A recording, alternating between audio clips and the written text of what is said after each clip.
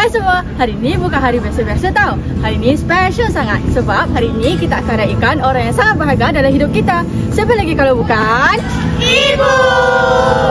Ibu ni dia boleh jadi pemandu, tukang masak, cikgu, doktor, penyanyi lullaby dan sebagainya. Jadi jom kita dengar apa kata adik-adik pasal ibu masing-masing. Mesti ada kisah yang menyayat hati, kelakar dan comel.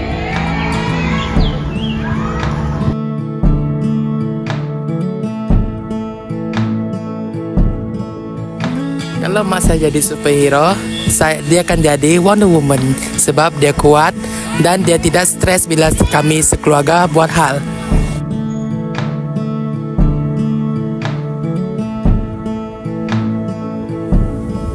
Saya memang tak boleh lupa kari buatan ibu. Bau dia saja dah buat saya lapar. Lagi-lagi kalau ibu masak kari ayam dengan santan pekat, kentang lembut dan roti jala atau nasi panas, confirm bertambah-tambah.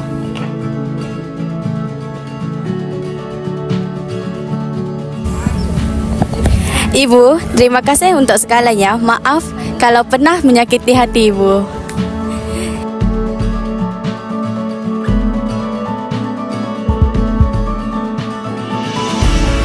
Sehari saja ibu tiada, rumah jadi sunyi tak bersuara, dapur sepi, periuk pun diam, tiada bau kari, tiada rasa nyaman.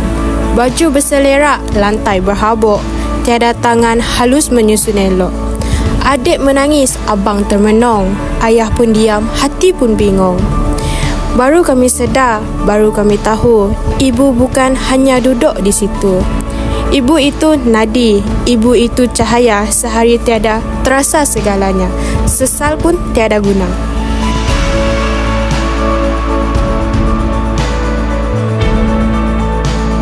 Pernah, saya nampak ibu menangis masa dia tengah penat dan banyak masalah. Waktu tu, saya duduk dekat dengan dia, tanya perlahan-lahan kenapa dia sedih dan peluk dia.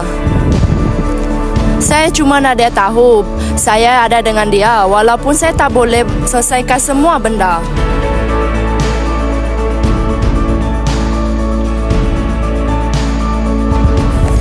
Okey, benda yang paling pelik dan paling comel yang mak saya pernah buat ialah dia berani untuk menari dan menyanyi depan orang ramai tanpa rasa malu.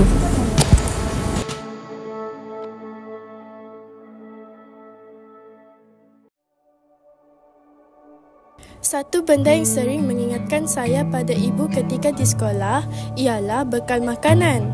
Setiap kali buka bekal, terasa kasih ibu dalam setiap rasa. Walaupun ringkas, tapi penuh perhatian dan cinta. Baunya, tulisannya atas tudung bekas atau kadang ada nota kecil pun boleh buat rindu bertambah.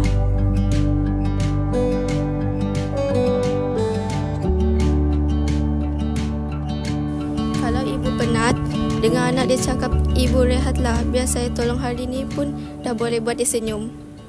Allah, sebab kan dengan suara hati budak-budak tadi, kadang-kadang kita yang dah besar ni pun susah nak ucap saya sayang ibu, tak pun terima kasih ibu. Padahal itu je dia orang nak dengar kan? Jadi, buat semua ibu yang sedang menonton atau yang berada di dalam kenangan, terima kasih atas segala doa, pengorbanan dan kasih sayang anda.